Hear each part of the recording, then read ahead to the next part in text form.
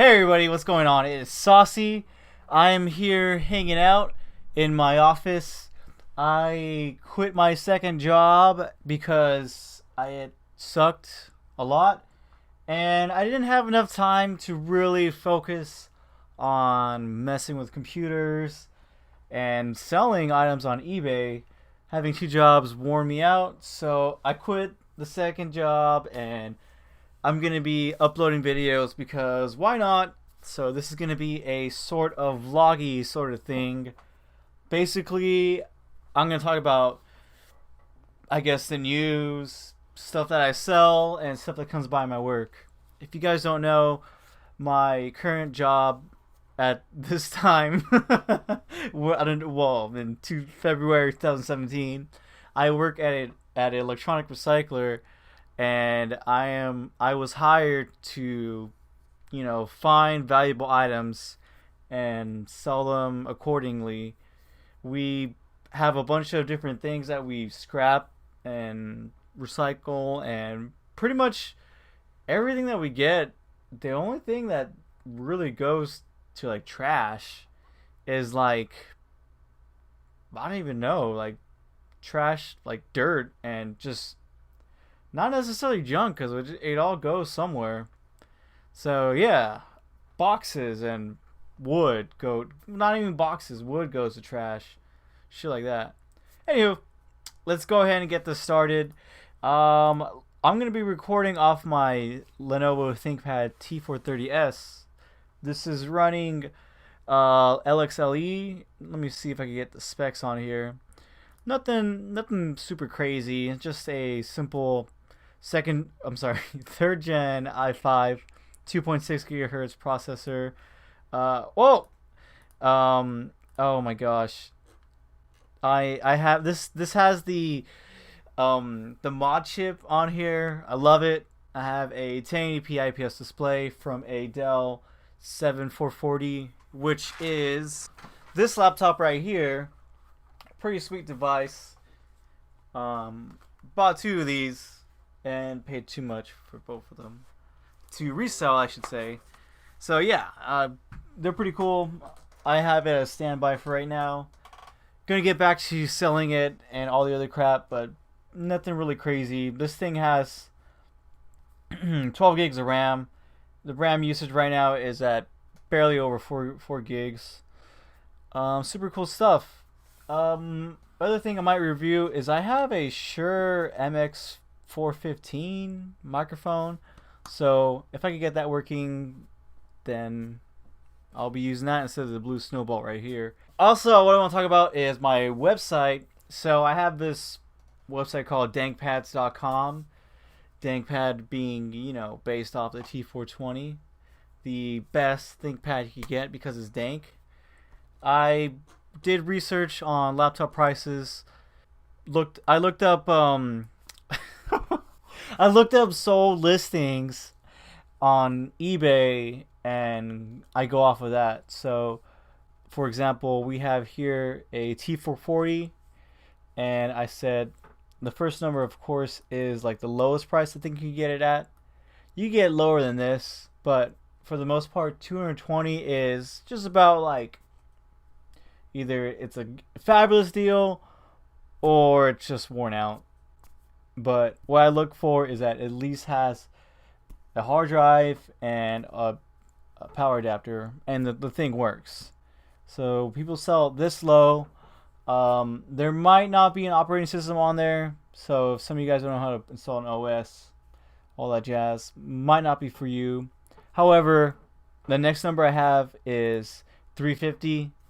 So that's why I say is like the high amount to pay. And after that it has / and this one happens to be 450.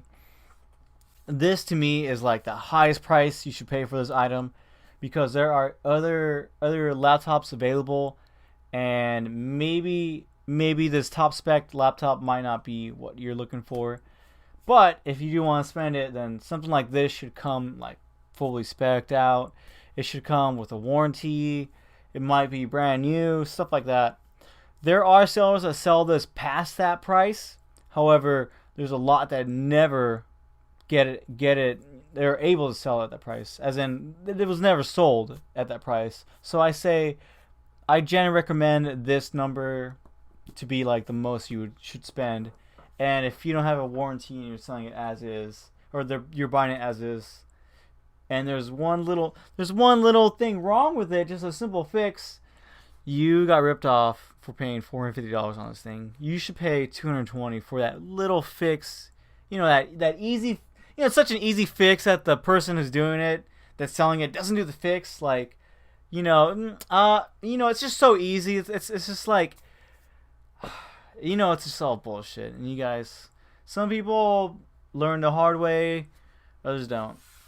Oh, and then the other last two numbers after that is 110 and 254. 110 is how many listings there are at that given day that I looked it up, or week.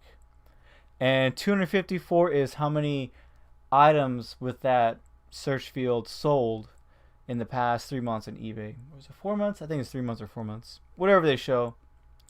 What I like to do is have those two numbers like shown, like, hey, this is how many there is available at the time, and here's how many that gets sold. So like, if there's something with a high number availability and there's like none sold or very little sold, that says it says that a lot of people are asking way too much for it. It's overpriced. Nobody wants them. Everybody's afraid of them. Stuff like that. And also, I have to say that Dankpads would have never. I was gonna say ThinkPads. Dankpads would have never happened had it not been for KTG.net. KTG.net is the original website where I looked up prices for my first laptop, which was an X61 tablet. I still have an X61 tablet, although it's not the original one that I had before. I still have it. I still use it. I still love it. I won't get rid of it. Well, unless I find another better condition X61 tablet than mine, then I might just swap the hard drive and RAM and battery. But they're over here. There's a similar story. 110, 120. I want to go a little bit more in depth of that. On one of my, I've been needing to do like just certain posts where it's just that one laptop, like how I did with the T420. There has to be one for the T430 where I look up everything, like the motherboard, the screens, the mods, everything, the common problems you should find, the price of the processors that they go for. It's fun. It just takes time, and yeah. So other than that, let's see what we got here. My traffic sources. I get a lot of sources from Tumblr and 4chan. Some from Google, but most for Tumblr and 4chan. So thank you guys for putting my website on there. I get some money off the ad revenue. Look at that ad right there. And then the audience is mostly from Windows and Chrome users. Yeah, I guess not everybody is into free software. Not everybody wants to use a ThinkPad running Linux and not Chrome.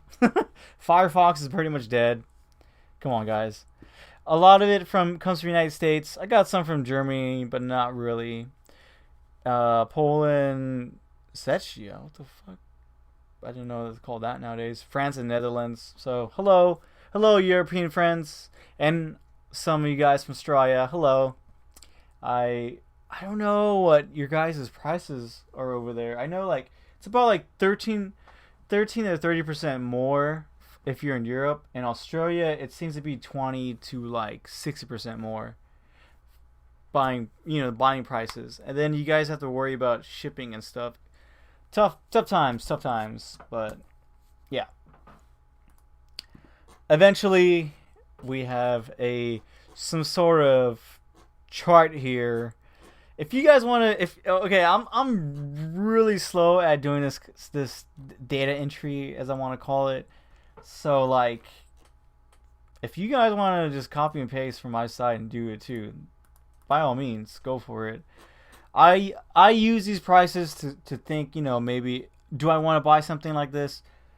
Do I want to sell it? Mainly, I like knowing the lowest, high, and highest price selling something, so that when it comes to me buying it, of course I'm not going to buy the lowest price. I want to buy it below that. But let's say last laptop, one of the last laptops I bought was T430. Spent about $70 each for like 5 of them. They all were BIOS locked. I have the BIOS lock unlocker chip, the KMX2. Unlocked it, and then I sold them for $100 each. So it wasn't that much profit. $25 before PayPal fees. Yeah, it's a bit kind of hard. I guess I could have parted out and sold it piece by piece, but then just a little bit slower. I don't know.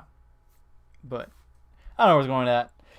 Next, let's talk about ThinkPad Retro and how it's not here. Where is it at? Like, it's 2 years since it got announced. Well, like 1 year and 4 or 3/4. But it's, it's supposed to be the retro ThinkPad. We've had a few of these before. X300 being a classic example of what a retro ThinkPad should look like. It is. I'm trying to find out where it's at. I love my X300. It's the pre-production S70 Kodachi, which was kind of hard. It's not rare, but the ones that were out there are now sold, and so it just depends of who wants to sell theirs. It's one of those kind of things. That's what makes it rare. But so far, I don't know what's gonna happen to this ThinkPad Retro project. It's been postponed and postponed. We voted on it, and looks like we're gonna get a 16 by 10 display. We're not gonna get the awesome Chromebook 3x2 display. I will be doing a review about the Chromebook, but yeah. So far, yeah. There's some things. We have some answers by David Hill. It's not over yet. There needs to be like a portfolio and all this stuff. I guess there's more to it than we think, but we just don't hope that this might be like just promoted and then there's nothing out there. It was supposed to be I was told there was a rumor going on it was going to be at CES 2017, and it wasn't there. So yeah, I guess the next best thing we got is the ThinkPad 13, which is basically, it's like an Edge series. Oh my gosh, it's like an Edge series laptop. Lenovo side's broken, whatever. It looks big time like an Edge series. It has to be one. Let's see if I can zoom in somewhere. Now all these are terrible photos. Yeah, it's, I don't know. It looks, I like the form factor, 13-inch. I maybe want to get one. I mean, it's like the perfect form factor, but I don't know about those hinges back there. So with Retro ThinkPad, we gotta talk about actually old ThinkPads. This year is going to be the 25th anniversary of the ThinkPad, so I'm very sure there's going to be some very good buys around this time. April is when the original ThinkPad came out, the 700T. I think it used a beta version of PenPoint OS. Windows for PenPoint or Pen systems didn't exist at the time. I'm not too familiar with the information right now, but I believe the ThinkPad was the beta tester device at the time for PenPoint OS. Looking up information about PenPoint OS, it said that there was a tablet released for beta, but it didn't say what kind of tablet it was. So it wasn't the Linus Right Top, and I think it was this. Oh my gosh, this is so tough to do. Around this time in August of 1992, IBM released 3 more ThinkPads. The 700C, which was their flagship. C stood for color display. Then you had the standard 700 with a mono screen display, and below that was the 300, which was the economy version. The 300 series is basically where the R series went, and which eventually became the Edge and L series. However, the 300 series is an actual ThinkPad, and the Edge and L series are a lot more different from from what an R series is. So that's a whole subject for another day. We have a 330C over here. C stands for color display. I actually didn't know that there was such a thing as a 330C. I thought it went from the 300 to the 350.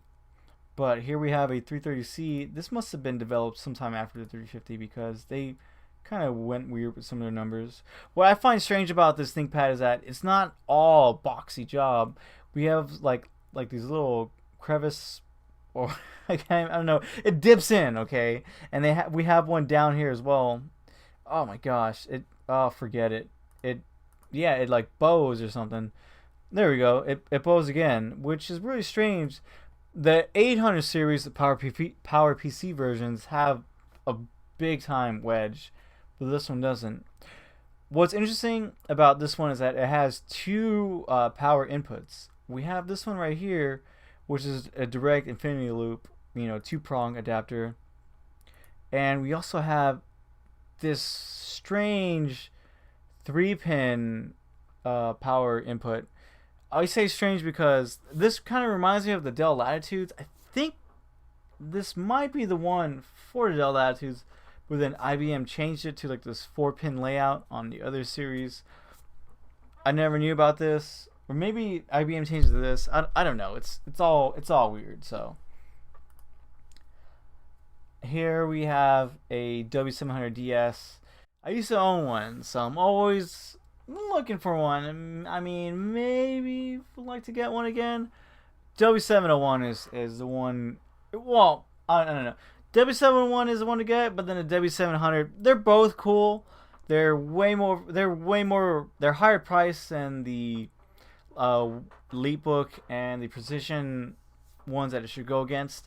If you're getting one of these and you're paying like $70 more than a LeapBook or a Precision at the time that you can get, you better get this with a digitizer. This is actually, as much as I love my W700DS, it was, the MXM GPU was locked out by Lenovo.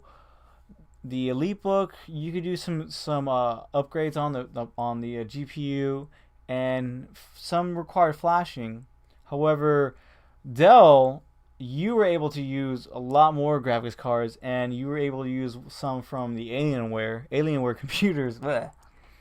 And the ThinkPad, you're stuck with what came default, which was an ATI Rage, I think FX 2700 and 3700M.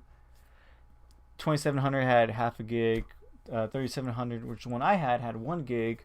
My original videos, I did 1080p video editing with it, and yeah, now I have a different computer. It says X700 Racer, but yeah. So this person sold theirs for $805, but I don't think they're actually, the person is a zero feedback buyer. Total bids, yeah, I don't think they actually did sell. I should message this person asking if they actually sold it or not. A lot of zero bid, a lot of zero. Well, the same person, but sucks. I sold mine for $975, so it being sold for about $805 makes about sense. Mine's about the same spec. I had a 120 gigabyte SSD and a 500 gigabyte hard drive in here. This person only has a 640 gigabyte. But it's just one of those things where it's like such a rare laptop that this is what happens. They also had the what's it called, docking station for it, which is only for that ThinkPad. There's actually 2 different ones made for it. One is only able to be used on the W700, and then they changed it up a little bit and made it the next one to be able to use on the W700 and W701. The sad thing about this one is that it's limited to, there's only 2 RAM slots you can use, and 4 gigs is the max you can put in there. So I don't think you might be able, you know what, now I think about it, you might be able to do 8 gigs. But I didn't try it because I was afraid to brick my laptop, because I spent like $1,100 on it. So yeah, I didn't do that. And motherboards for these are ridiculously priced. $300 if you want to get one of these. Fuck that. Next we have a 730T. This was one of the original tablets. This is basically an enhanced version of the 700 tablet. It's kind of weird. IBM was really weird this time. They jumped numbers. Instead of there being a 710, wait, there might be a 710. Instead of there being a 720, they just went to 730. Yeah, really strange. The screen you guys can see might not look the nicest. I think this is a STN display. It looked like that, brand new, and yeah, $129. Thought about it, I couldn't afford it. This one, really good deal. The screen's a little bit worse than this one, but it was slightly colored. This person has the DRAM chips, which is needed. This is like the operating system's on there. Made by SanDisk. It's like some kind of flash card. Yeah. Oh, do you get Harry Potter to go with it? Comes with the original AC adapter. It's just, man, it's just super cool. Want to get one of these really badly. Well, let's go back to the 600. So someone sold a 600X for a fairly good amount of money. This thing came fully everything on here. Normally you get these starting at $60. You get them cheaper than that, but starting at $60 to like $120, $100 it being working and not.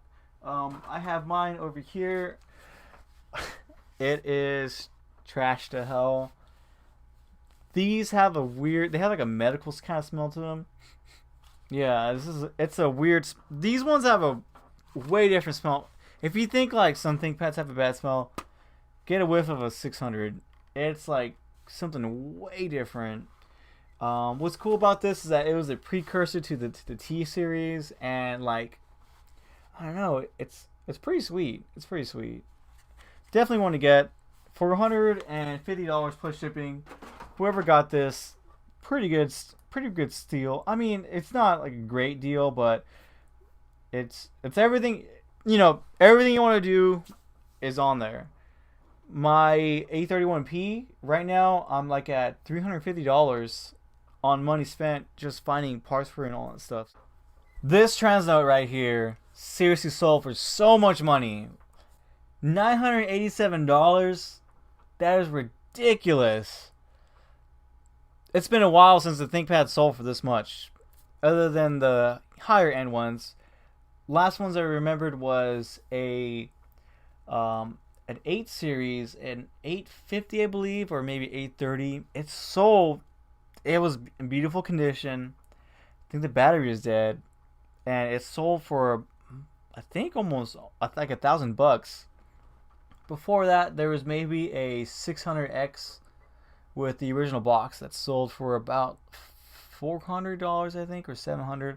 Not too familiar, but definitely this is like super cool. Hype. Came with everything. It's basically a T21, I believe, with a modified chassis. Pretty cool stuff. IBM developed like their pen. You're able to write on a piece of paper, and it also tracked down your movements on it. Pretty cool stuff. We have pens like that nowadays, and they only cost like $20. But you know, back then you didn't really have that kind of sort of stuff. Here's another Transnote. Oh man, there's like hardly any good photos on this one. There we go. Yeah, another one. Sold for $199, which is a little bit more what they normally sell for. You can normally get these for about $120 to about $300. And we have this one that sold for $150 plus shipping. And this one is actually the left-hand model. So whoever got this, big score. I think this one was probably one to keep. Like, big score on this one. And speaking about old stuff, let's get to my eBay store, or I should say, the old job where I work at my eBay store. What the fuck? Oh wait, this is not mine. Oh my god, I freaked out for a second. I was looking up a Sega Genesis, but this is not ours. We have one of these for $300. We have it for a lot. whatever. If you're gonna watch this video and then you're gonna fucking give us an offer on there and say, hey, you said it's worth too much. Okay, you know, I don't. I'm just one of many people that are on our eBay, and to me, I think if we sold it for like, I would say I would list it for 250, not 300, and accept offers at 200. I'm just saying. Like, you know, that's about a good price. These with the original box, you can get them for $150. You can get them for less. Not gonna lie, you can get them for less. You can get big scores, but on eBay, if it's not a buy now and it's auctions, good fucking luck because everybody's watching it. And when it comes to auctions, especially with original boxes, you got a lot of people wanting to fucking win it. You get the auction fever going on. I did benefit from auctions. I've sold a few laptops that were not being bought out in buy now options. Nobody wanted them. However, in auctions, they sold for from $20 to $60 more than what I had it for a buy it now. I don't know why. It just happens that way. Next up, we have this Emotiva audio stealth 6-inch powered speaker. Oh my god, this speaker was seriously heaven. I'm not that big of an audiophile. I have right now my current headphones are a pair of Beats Studio. Not the greatest thing right there, but I've had used Sony MDR V6, which I give them to my dad.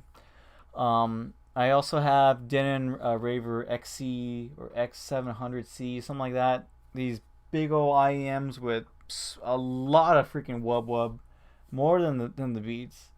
I've had Etimotlic ER4Ss.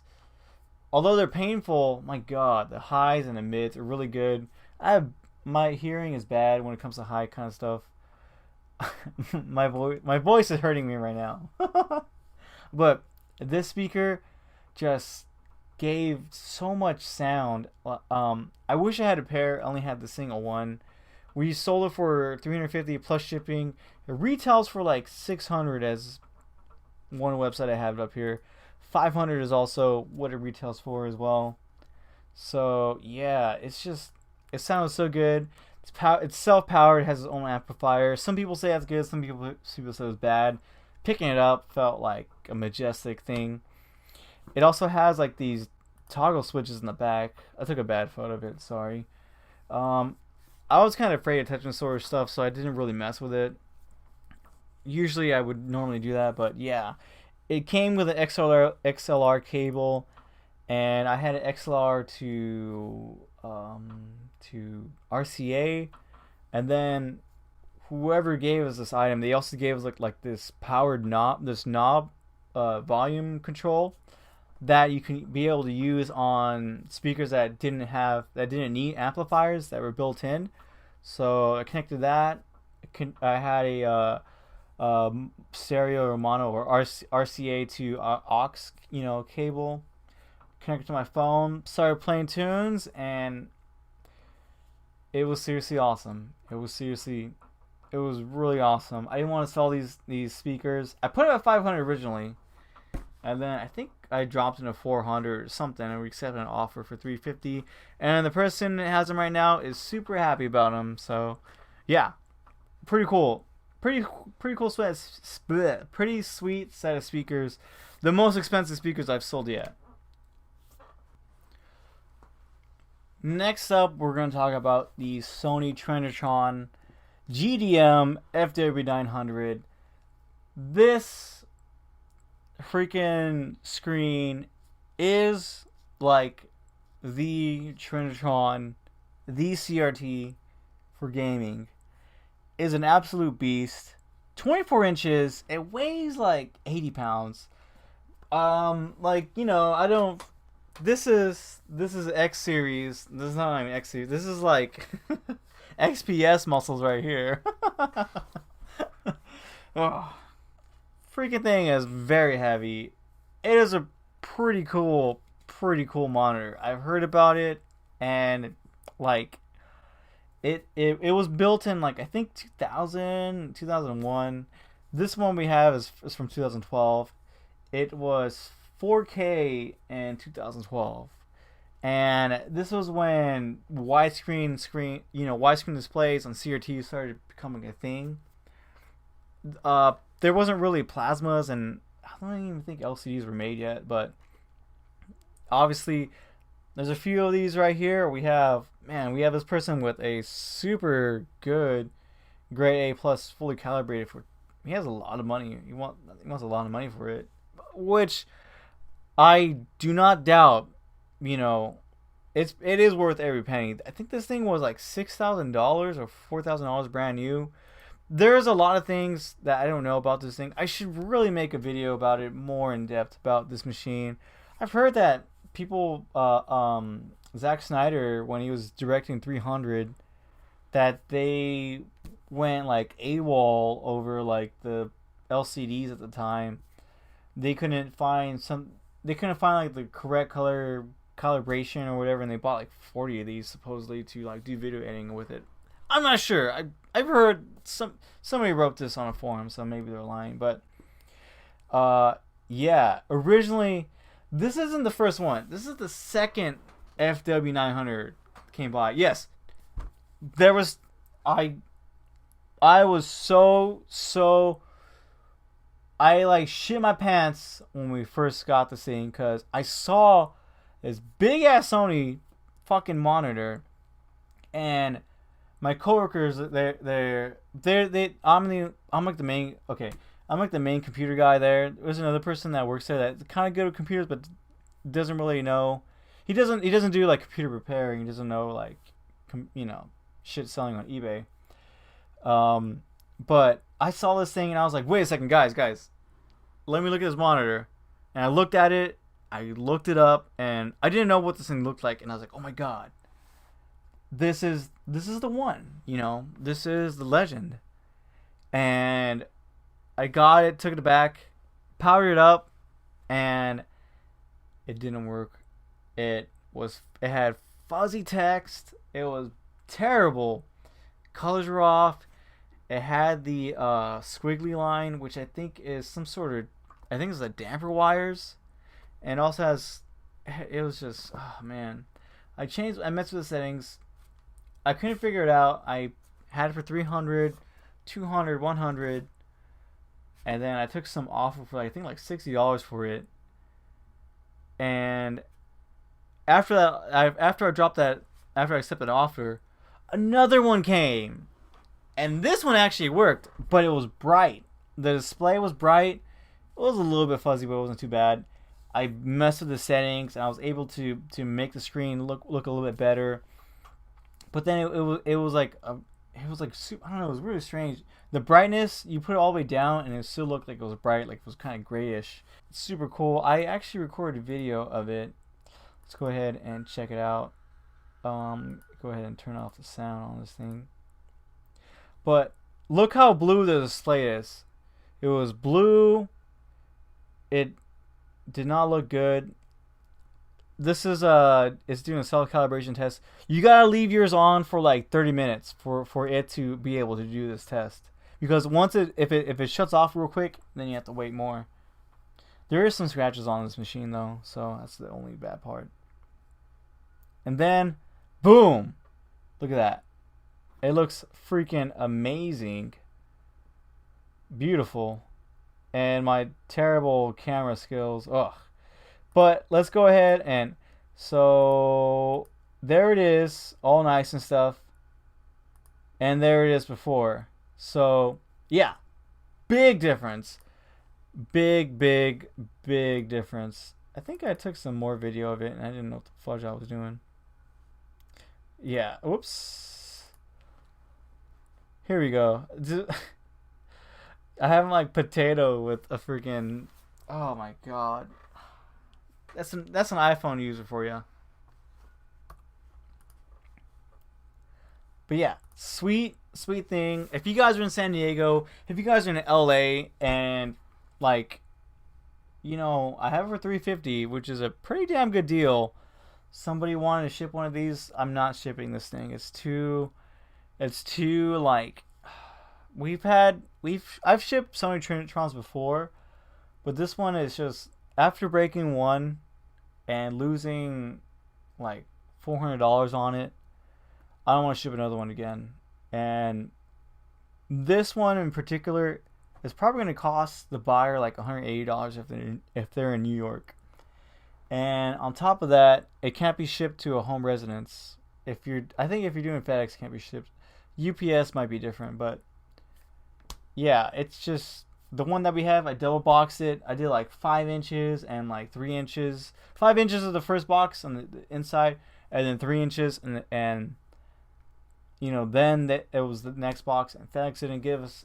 We insured it, or we declared the value, and never got anything back. So yeah, luckily we had a second TV, and I sold it for $200. So yeah, luckily. But I'm sorry. I forgot that user, but I hate you. Okay, I hate you for convincing me to sell that to you and ship it to you. Speaking of being convinced, I got convinced again to ship another Trinitron.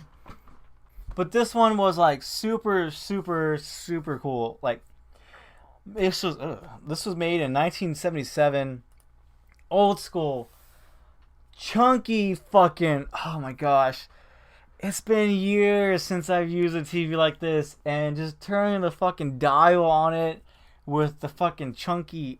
It's just. It's not. I don't want to be like, oh, I'm a nice kid or anything like that, but it was just. Oh man, it was just super sweet to just mess with something like this again. The only DVD we have is Love Actually, so it's kind of lame. When I was playing with this thing, I was messing with the knobs. Sorry, I have this thing sideways. Whatever. I was messing with the knobs, the hue settings. I was just trying to see, you know, can I mess with all the settings? Does it still work? When I messed with the hue settings, it actually distorted the image and the signal went away, and I thought I ruined the TV. However, luckily, I changed the channel. It was on channel 4. I changed to channel 2, and it worked on that. And so I was like, okay, so I guess I gotta do in channel 2. Mess with the hue settings. It was alright. Color settings was okay. There was like some weird like distortion. You know, like how like VHS they get like that weird like not like a line, but like a everything gets kind of wavy. It had like that kind of distortion going on. Other than that, the sound, raising the volume up and down, it had all the static sound, but at a few, like I'd say like 70% after you raise it up, and you just had to modify it slightly, you heard perfect sound on there. It had the old school earphone jacks, which I didn't have, so I couldn't test that. Oh yes, and then it had a freaking handle. Dude, the handle was seriously sick. Like, I was afraid that I held it for a second, and I was like, okay, I don't want to break this thing. And here we have the back end of it. Now, I don't know how to fix these TVs. I don't know how to work on these, to be honest. So it had all these old school. You put like a I think a Phillips screwdriver in here, and you were able to adjust all the settings if there's anything wrong with it. I do really want to learn. There's a man, I forget the guy's name. I think his name is Brian or something like that. There's this guy that works on these old school TVs, and it's just like a dying thing. Like, I know CRT TVs, not that many people love them. You have the gaming market, but the bad thing is that eventually the people who know how to fix them they're all gonna die out, and unless there's documentation, unless there's instructions on how to fix these things, you know, and forums and all that good stuff, eventually there's not going to be any more of these. And the only ones that are going to be there are the one, you know, in museums. And then there's going to be people selling some that don't work, and they're going to get a lot of money for it. So I don't know where I was going with that, but yeah, there's like, I guess I have my nostalgia goggles going on right now, but super cool thing. I have a LG ThinkPad over here, but well, I guess, I wasn't gonna talk about that LG ThinkPad, but yeah, I guess this is the end of the video. I hope you guys liked it. I want to do more of these. I want to do this weekly. I had a lot of different items sold on eBay, and like there's always something to talk about. Right now, at my work, we got in these Samsung phones, Samsung Galaxies, asking me to verify my account. Not my account. Trying to unlock them. I don't know if I could, but I was able to get one working. So yeah. Other than that, I'll see you guys around, and hopefully I'll get going on my cat series. My camera broke. If you guys don't, you guys didn't know. I guess maybe I should link my Twitter, but my camera broke and I got all sad and depressed. That was broken. I recorded video on my iPhone and it was just terrible videos on my iPhone. So I'm gonna go back to using the camera, and you guys will see more content. So I'll see you guys around. I am starving right now. I'm gonna get some to eat, and while I'm eating, I'm gonna be video editing. So see you guys next time. Bye.